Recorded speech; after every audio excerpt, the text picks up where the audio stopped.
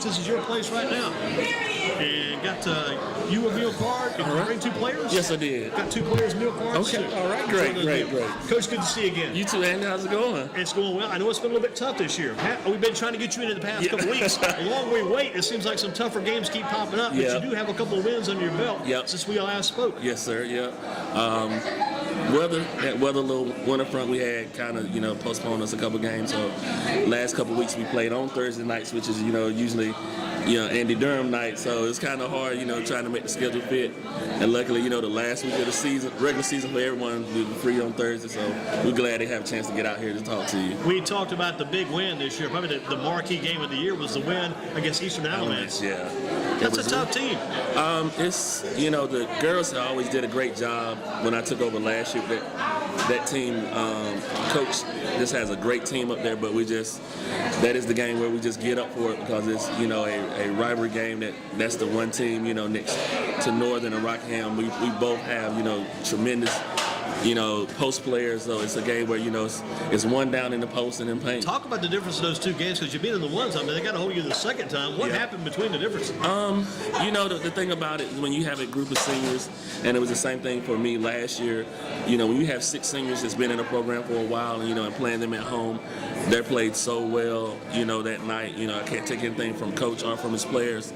And our players, I tell you, just got caught up in a lot of the fanfare and overwhelmed and just we pressed too much. When you beat a team the first time, are you a little overconfident maybe going to the second time, or is that not the case? I try to keep them as well-rounded and grounded that each game is different. Each game is going to be different. It's the ebbs and flows in the game, how your shot falls, and especially when you're going on the road. And like I tried to prep them, senior night for ladies, especially like for us last year we had 6 seniors. For him this year he had 6, and being that.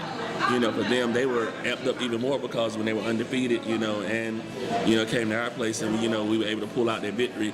That kind of puts a little, extra emphasis on the game, and I was just happy how the ladies, they didn't hang their heads. We've dealt with adversity a lot this season on just focusing on the win at your place. That was one of those statement games, right? Yeah, it really was because it was at a point where like I told them, the games that you really need to develop are these types of games and playing the upper tier level teams. And at that time, that was a top 2 team in the state, and you have to come out and put your best foot forward at all games, no matter what the outcome. You always want them to say you played hard in the game. The improvement's not maybe quite as noticeable this year, but maybe as much as you had last year. But it's just a little tougher because you came so far last year. Yeah, and the biggest thing, the record is funny, identical. We have one more game, so that one extra game this year put us over 500. And the biggest thing I tell anyone, and they look back at it in my second season, when I start telling them, we're a fairly young team. You have to realize I graduated 6 seniors who played a bulk of the minutes last year for me. And I only have 2 seniors this year. So you graduated 6 seniors off last year. Wow, you knew you had some work to do coming back. Yeah, and and just boasting new roles for everyone. One of the players I brought with me tonight, Cameron Martin, who's my point guard. Her role had to change a little bit this year, where she's had to do more scoring this year and facilitating. And when you change someone's role, she's always a pass first point guard. So trying to get her to get comfortable with scoring more. When you're a pass versus it hasn't been a a headbutt type thing, but she's really embraced it and really went out there and tried to put points on the board for us. You went up against this young lady tonight. Her name is Cody Sentry. How good is Cody Sentry? Cody Sentry is a player that I can say she is so competitive. I love her competitive energy. And she is the one that she's going to go for a shot. She kind of reminds me of Donna Neal. She's one that she's going to get the ball. She wants the ball. She wants to make the play, but she always looks for her teammates as well. So, but she's going to score, and she put them up. I was excited, the way we handled. I'm not going to say handle her, but kind of slowed her down a little bit the second half, because in the first half she had, I think, 16 or 18 of their 24 points, I think. So she was putting them up the other night. But, the way you handle that is you let her score and you try to limit everyone else, so, and that was the game plan. She got hers, we slowed her down the second half, and we was able to pull out a win. How about teams like Eastern Guilford, Northern Guilford. What's it going to take to beat those girls on a consistent basis? Eastern is such a rivalry game. When those girls meet, because especially the Eastern and the Northeast girls, their rivalry is just so laden from back when they're 4, 5, 6 years old, if they've been playing AU and rec ball. And I think for the next couple of years, or however long I'm still at Northeast, it's going to be whoever has the home court advantage is going to really, get the edge. But it really is, team come in to focus and just really completely calm in the game and let the game come to them. Will have the advantage in those games. Northern Guilford and Coach Kim Furlow is she's one of the ones. Her and I talk when it's off season, or just not about basketball. Just one of those teams that I know she know I'm gonna give her my best shot, and she's gonna give me hers back. It's one of the ladies in the conference that really, like I said last year, a lot of respect for Kim. Kim is, like I said, Kim and I talk on a lot of different things, not just basketball. She was one of the first ones that congratulated me last year when we made it to the playoffs, and was the first one to call to give me some advice. Say, hey, Coach Steele, this is what you got to ABC look for, and I really appreciated it last year. What about you take a look at the Rockingham counties and Eastern Alamance? What's it take to get up that higher tier with them? Rockingham and Eastern Alamance are two different types of teams. Rockingham loves to get out and run. It's almost like looking at a female version of the San Antonio Spurs. They get out and they run and they really go. And I mean, they're gonna run. If you're just passive and not covering, I mean, they're a team that, you always talk about when the other team scores, you want the ball taking out the net real quick, get out of bounds. That's what they do. And they get it and they're going. So when they get in sync, they're just going. And then they get one shot to fall inside, and they just have post players that just work with great footwork and go.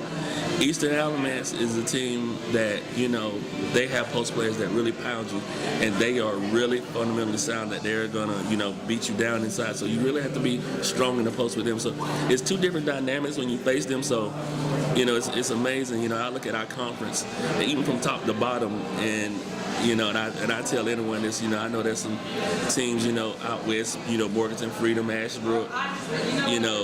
This conference with these 9 teams, even with Western Alamance, you cannot take any nights off on any game. There are teams, our first game against Western Alamance, was an overtime game, at their place. So, and that young lady up there, I have to really plug her. She's doing a great job with that team, being her second season as well.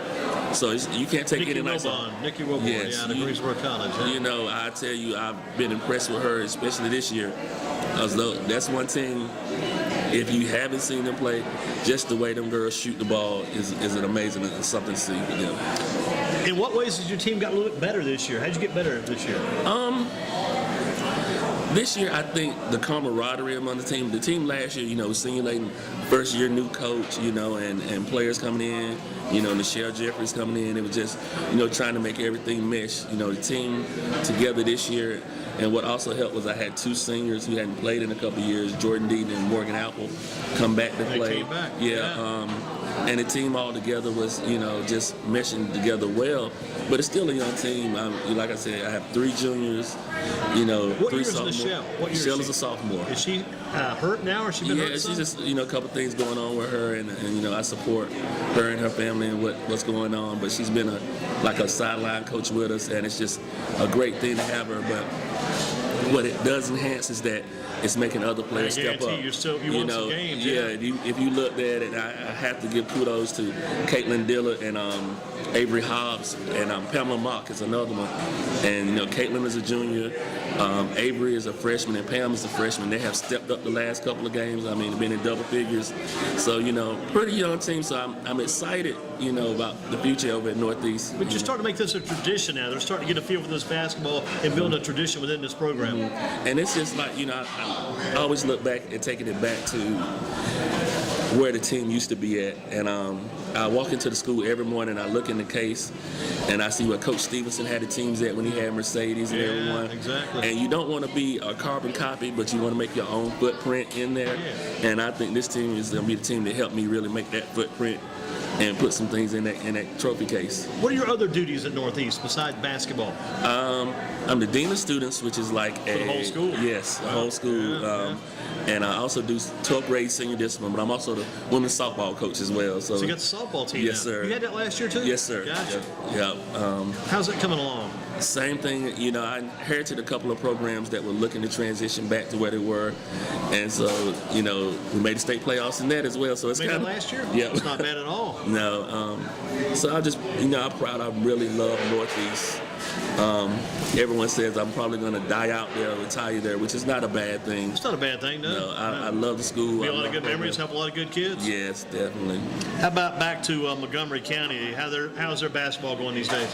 It's going well, and actually I'm glad you plugged that. My cousin, she's actually taking over for the women down there, Tanisha Bowden, and she played there. She went to college, and her and I talk a lot, and she's just doing a great job. The team last year was so amazingly powerful, undefeated, till they got to the state playoffs. So she's, in the same place as me, inheriting a team, trying to put her own little spin on it, which is a lot of times is the hardest thing when you're trying to put your spin on the team, because you can't be the coach before you. You have to be who you are as a coach and be, honest to who you are. What if your team gets knocked out of the playoffs? Who do you follow then? I always try to support our team's in the conference first. Yeah, it's always kind of hard to watch those games, but you always support your conference. And I just, but I tell you, I'm a basketball guy, and I watch around and I look. Like I said, I've seen huddle video of Morganton Freedom and Ashbrook, and I'm very impressed with those teams. What do you think Northwest Guilford's women, their girls, can run the table? Coach does a great job.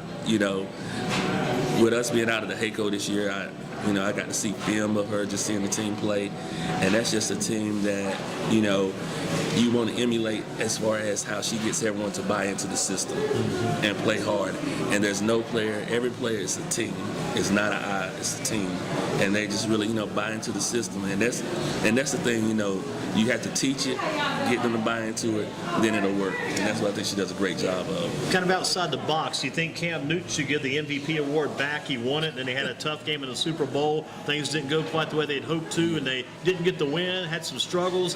Things came out a little bad. Do you think you should give the trophy back? For me, I'll have to look at it as two separate situations. The MVP trophy is about, accomplishments throughout the season. And when that incident went down with him, with the interviews and everything, I think everyone was quick to just, jump on, wow, this guy. And as a coach, as a former athlete, if you really committed to it, your heart and everything you put into it, you get emotional. Like with my girls, it's funny. They'll talk to me and they see me get emotional, and kind of get almost to the shed a tear point. When you're emotional about what you do, you try to see it both ways, and that's one of the things that helped me in my job as well. You try to see it from both sides and understand. Should you have jumped in the pile after that fumble? Well, and my mindset on that is, after you've been hit 17 times, you may try to avoid getting hit 18, 19, 20 more times, But it just really is, until you're in someone's place, you never know how to react. Yeah. Well, how about we got Cameron Martin? Who else do we have here tonight? I actually brought Nichelle Jeffries as well. Nichelle's here, okay. Yep. Well, who do you want to send up first?